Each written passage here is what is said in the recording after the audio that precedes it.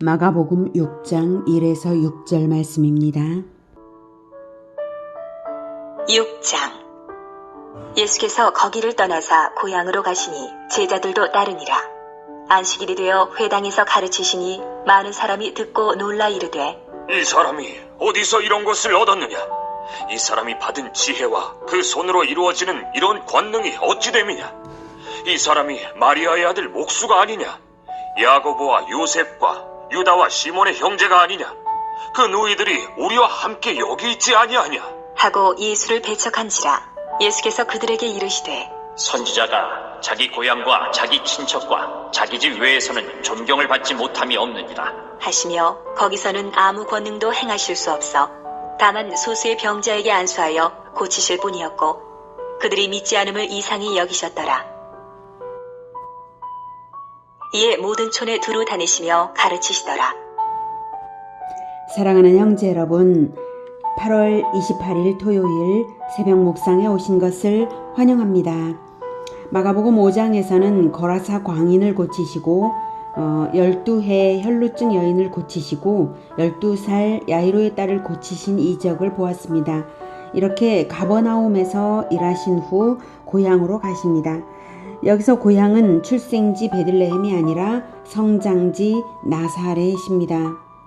1절. 예수께서 거기를 떠나사 고향으로 가시니 제자들도 따르니라. 안식일이 되어 회당에서 가르치시니 많은 사람이 듣고 놀라 이르되, 이 사람이 어디서 이런 것을 얻었느냐? 이 사람이 받은 지혜와 그 손으로 이루어지는 이런 권능이 어찌 됨이냐? 이 사람이 마리아의 아들 목수가 아니냐? 야고보와 요셉과 유다와 시몬의 형제가 아니냐? 네, 이들이 예수님의 형제들의 이름이죠. 그 누이들이, 예수님이 여동생들도 있었습니다. 그 누이들이 우리와 함께 여기 있지 아니하냐. 그래서 그 누이들과 결혼한 남자들이 또 그 고향에 있었고요. 하고 예수를 배척한지라. 네. 회당에서 가르치실 때에 많은 사람이 듣고 놀랐다면 어떻게 해야 합니까? 자기가 들은 말씀을 따라 변화를 받아야 살아계신 하나님의 말씀이 아닌가요? 말씀을 받는 이유는 바로 변화받기 위한 그것이 아닌가요? 그런데 이 사람들은 변화를 받기 위해 말씀을 듣는 것이 아니라 설교를 평가하기 위해 들은 사람들입니다. 그런데 설교를 평가하는 점에서조차도 설교 그 자체로서 평가하기보다는 설교자의 배경을 보고 편견으로 평가를 하는 것입니다. 자기들이 알고 있는 그 편견을 잔뜩 가지고 그 편견에 고정되어서 그 시선을 포기하지 않는 것입니다. 그래서 말씀을 듣고 놀랐는데도 오히려 배척했습니다. 말씀에 대한 반응은 전혀 없습니다. 놀라기만 했을 뿐이지. 심지어는 예수님께서 권능을 행하시는 것도 봤죠. 그 손으로 이루어지는 이런 권능이 어찌 됨이냐 라고 권능으로 행하시는 것도 봤는데도 배척했습니다. 그저 자기들이 지금까지 보아온 이웃집 청년일 뿐이라는 것이죠. 그런 이유로 배척했습니다. 우리는 설교를 들을 때에 그 말씀 그 자체로 듣고 하나님을 만나야 합니다. 우리가 설교를 들을 때에 하나님을 만나기 위해 듣는 것이어야 합니다. 그러므로 설교자는 인간 개인의 말을 절제해야 하며 듣는 자들은 설교에서 인간을 보지 말고 하나님을 발견하고 하나님 형상을 회복하고자 해야 합니다. 4절. 예수께서 그들에게 이르시되, 선지자가 자기 고향과 자기 친척과 자기 집 외에서는 존경을 받지 못함이 없느니라 하시며 거기서는 아무 권능도 행하실 수 없어 다만 소수의 병자에게 안수하여 고치실 뿐이었고 그들이 믿지 않음을 이상히 여기셨더라. 이에 모든 촌에 두루 다니시며 가르치시더라. 선지자가 자기 고향과 자기 친척과 자기 집 외에서는 존경을 받지 못함이 없다. 이것은 가까운 사람일수록 존경하기 힘들다는 의미의 당시 속담을 인용하신 말씀입니다. 사람들은 가까운 사람일수록 자기 자신과의 유사성만을 취하고 상대방을 세워주지 못하곤 하죠. 그 유사성조차도 외적인 것일 뿐인데도 말입니다. 사람은 어느 누구도 내면을 보지 못합니다. 가장 가까운 사람일수록 오히려 오해의 여지가 또 있는 것도 그런 것일 것입니다. 예수님은 심지어 자기 집 가족들에게조차 자기 집 외에서는 종교를 받지 못함이 없느니라 하셨죠. 자기 집 가족들에게조차 이해받지 못하셨다는 것도 암시되고 있는 부분입니다. 사실 예수님이 한창 사역의 절정에 있을 때에 가족들은 예수가 귀신 들렸다는 소문을 듣고 데려가려고 찾아오기까지 했었죠. 그러나 훗날 예수님의 부활 후에는 어머니와 형제들이 교회 공동체가 되었을 뿐만 아니라 동생 야고보와 유다는 사도가 되어 목회 사역을 하고 신약성경에 야고보서와 유다서를 남겼습니다. 그렇게 되기까지에는 예수님이 어렸을 적부터 예수님의 형제사랑, 성경 가르침이 동생들에게 충분했다는 것을 엿볼 수 있는 부분이기도 합니다. 예수님은 지금 당장은 저 속담을 인용하시지만 모든 것을 아심으로 장차 이루어질 온전한 비전을 바라보고 계신 것입니다. 선지자들이 자기 고향에서 배척받으면서까지 하나님의 일을 한 것처럼, 선지자들이 그렇게 한 것처럼 예수님도 지금은 그러리라는 당장의 의미이면서 그럼에도 불구하고 마침내는 자기 집까지 복음화 제자화 될 것을 바라보신 것입니다. 또한 이 속담으로서 암시하시는 큰 비전이 있습니다. 그것은 자기 고향 이스라엘을 제외하고는 온 세계에 복음이 퍼져나갈 것을 말씀하고 계신 것입니다.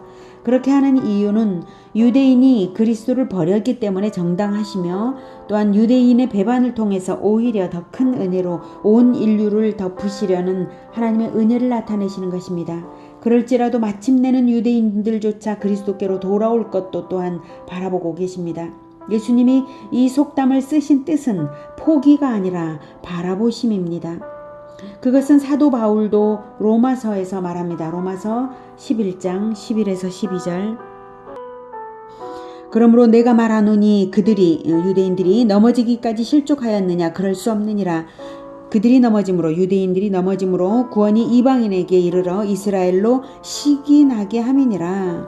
그들의 넘어짐이 세상의 풍성함이 되며 그들의 실패가 이방인의 풍성함이 되거든 하물며 그들의 충만함이리요. 네, 이렇게 말씀하셨습니다. 그리고 25절에서 25절에서 보면 형제들아 너희가 스스로 지혜 있다면서, 이 형제들은 로마서이기 때문에 이방인 형제들을 대상으로 말하는 거죠. 너희가 스스로 지혜 있다면서 이 신비를 너희가 모르기를 내가 원하지 아니하노니, 이 신비는 이방인의 충만한 수가 들어오기까지 이스라엘의 덜어는 우둔하게 된 것이라. 그러니까 이방인의 충만한 수가 들어온 이후에는 이스라엘 전체가 돌아오게 된다는 것을 알 수가 있죠. 그리하여 온 이스라엘이 구원을 받으리라. 기록된 바 구원자가 시온에서 오사 야곱에게서 경건하지 않은 것을 돌이키시겠고 내가 그들의 죄를 없이 할 때에 그들에게 이루어질 내 언약이 이것이라 함과 같으니라. 그래서 하나님의 언약은 온전히 충만하게 이방인들 뿐만 아니라 이스라엘에게까지 완전히 다 이루어질 것이라는 뜻입니다. 계속 읽겠습니다. 복음으로 하면 유대인들이 너희로 말미암아 원수된 자요, 택하심으로 하면 조상들로 말미암아 유대인들이 바로 사랑을 입은 자라. 하나님의 은사와 부르심에는 후회하심이 없느니라. 너희가 전에는 하나님께 순종하지 아니하더니 이스라엘이 순종하지 아니함으로 이제 긍휼을 입었는지라. 이와 같이 이 사람들이 순종하지 아니하니 이는 너희에게 베푸시는 긍휼로 이제 그들도 유대인들도 긍휼을 얻게 하려 하심이니라. 하나님이 모든 사람을 순종하지 아니하는 가운데 가두어 두심은 모든 사람에게 긍휼을 베풀려 하심이로다. 하나님의 지혜와 긍휼과 사랑은 우리가 감히 다 헤아리지 못하는 것입니다. 하나님은 버리시는 듯 하면서도 더 넓게 품으시는 중에도 자기 자녀를 징벌하시기도 하시는 것입니다. 예수님은 5절 거기서는 아무 권능도 행하실 수 없어 다만 소수의 병자에게 안수하여 고치실 뿐이었습니다. 하나님께서 일하시는 것은 인간 편의 믿음이 함께 실려야 하는 것입니다. 전적으로 예수님의 권능이지 사람의 믿음이 무슨 능력을 발휘하는 것은 아니지만 그래도 사람의 믿음을 보시고 행하시는 것입니다. 하나님과 사람의 오고 가는 교제가 중요한 것이죠. 믿어드리는 만큼 더욱 일하실 것은 당연합니다. 6절 그들이 믿지 않음을 이상히 여기셨더라는 사람에 대한 이해 부족이 아니라 이미 하나님께서 구약 성경으로 주신 계시가 이미 너무나 충분한데도 예수님의 말씀을 듣고 그리스도를 믿지 않는 것이 참으로 비정상이기 때문입니다. 예수님이 아닌 다른 삼척 동자가 그 동일한 말씀을 전하였어도 말씀 그 자체를 영접하여 그리스도를 만나야 하는 것이 믿음입니다. 예수님은 그들의 믿음 없음을 통하여 오히려 사방에 더욱 널리 복음을 전파하시는 계기가 되게 하셨습니다. 이에 모든 촌에 두루 다니시며 가르치시더라가 그것입니다. 사도 바울도 이방의 사도로서의 사역을 먼저 한 다음에 임금들과 이스라엘에 사역하였습니다. 마침내 내 친족도 다 구원하실 것을 믿고 기도하며 우선은 널리 하나님께서 주시는 그 사명, 복음을 전파하는 일을 먼저 해야 할 것입니다. 우리가 여러 가지로 적용해야 할 점들이 있습니다. 첫째는 가까운 사람들부터 존경하며 그리스도를 대하듯 해야 하겠습니다. 현재의 부족함을 늘 잊어버리고 영광스러운 미래상을 앞당겨 보아 주어야 합니다. 둘째로 영광스러운 미래상을 바라봄으로 인내와 사랑으로 가르치고 대해야 할 것입니다. 셋째로 사람마다 때가 있고 하나님께서 섭리 가운데 역사하실 것을 기대함으로 사역의 대상을 넓혀 복음을 널리 전파하는 것이 또한 당연히 맞습니다. 예수님께서 만민에게 복음을 전파하라고 하셨습니다. 자기 가족에게 반드시 먼저 전파해야만 만민 전파를 할 수 있는 것이 아닙니다. 우리를 통하여서 복음을 만민에게 전파하실 그리고 우리 친족들도 다 구원하실 주 예수님을 찬양합니다. 기도하겠습니다. 하나님, 우리에게 아직 믿지 않는 친족들이 있습니다. 아직 믿지 않는 가까운 사랑하는 사람들이 있습니다. 하나님, 그들에게 내가 복음을 전하여도 아직 믿지 않는 것은 나의 부족함이 많기 때문입니다. 그러나 하나님은 부족하지 않으시고 하나님께서 섭리하심으로 말미암아 반드시 복음이 다시 그들에게 전해지며 그들이 마음을 열어서 복음을 영접하여 예수 그리스도를 믿을 수 있도록 하나님께서 일하실 것을 믿습니다. 주님, 그렇게 하여 주시옵소서. 그리고 또한 하나님께서는 이 부족한 우리를 만민에게 복음을 전할 자로 부르셨습니다. 이 놀라운 사명을 주셨사오니 주님, 우리가 만민에게 복음을 전할 수 있도록 하나님께서 붙이시는 그 사람들을 언제나 당장 지금 붙여주시는 당장의 사역들을 다 행하면서 만민에게 복음을 전하게 하여 주시옵소서. 주님, 우리가 그렇게 하겠습니다. 주님, 우리와 함께 하시며 이루어 주시옵소서. 예수 그리스도 이름으로 기도드립니다. 아멘. 이어지는 시간은 개인 기도 시간입니다.